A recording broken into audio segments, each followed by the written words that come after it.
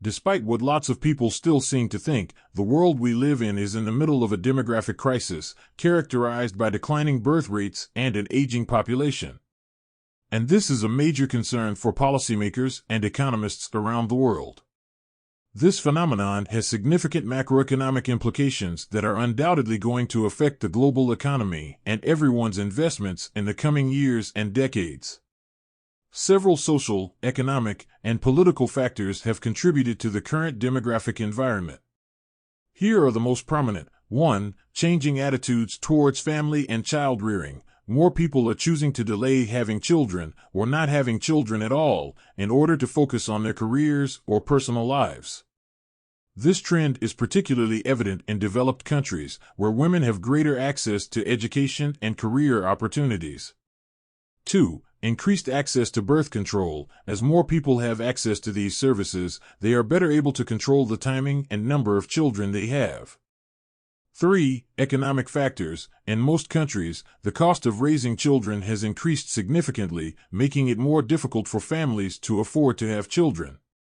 In a pre-industrialized world, children were free labor.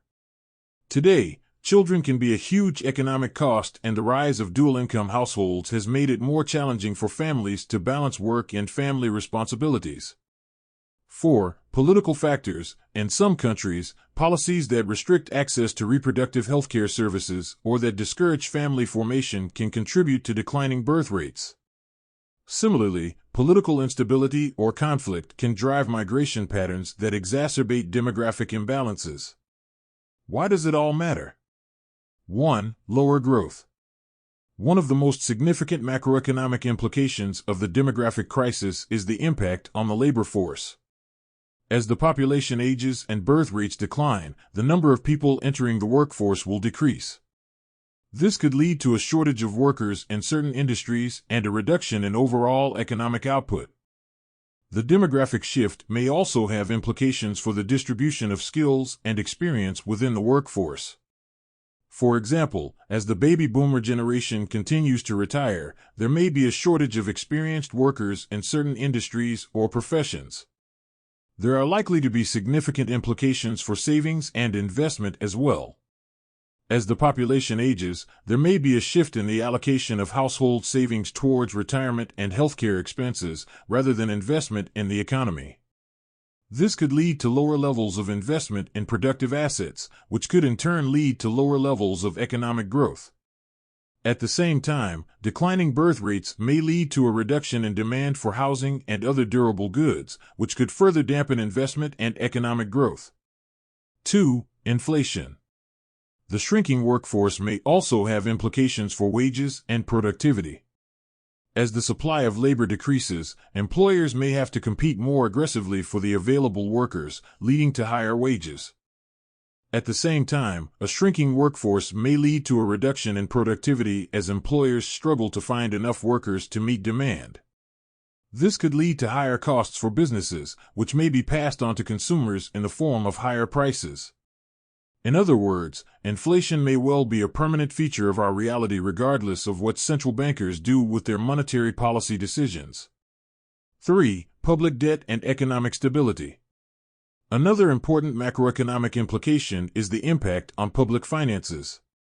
As the population ages, governments are likely to face increased pressure to fund pensions, healthcare, and other social welfare programs.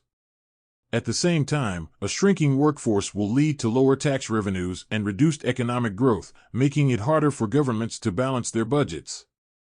This is inevitably going to lead to higher levels of debt and deficits, which in turn could further undermine economic stability.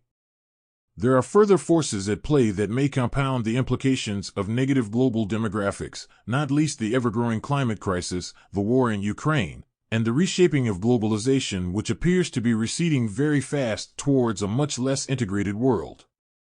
Despite these challenges, as always, there are also opportunities for economic growth and innovation in the face of a crisis. For example, the shift towards an aging population may create opportunities for businesses that cater to the needs of older consumers, such as healthcare, leisure, and travel.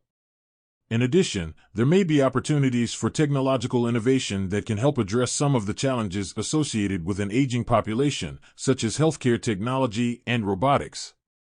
There are also policy responses that can help mitigate the negative impacts of the demographic crisis, policies that encourage family formation and support working parents, investments in education and training programs, and, of course, reforms to social welfare programs. Taking Europe as an example, there is a lot of public resistance to public pension reforms, but what the general public always fails to appreciate is that these systems were put in place when life expectancies were far lower than where they are now. With less people working and with the retirees living many more years, without reforms the current systems are unsustainable time bombs. So, what is it that a responsible investor must do? Past performance is no guarantee of future results is a warning present in every investment memorandum. We have grown used to believing that markets, in the long run, always go up.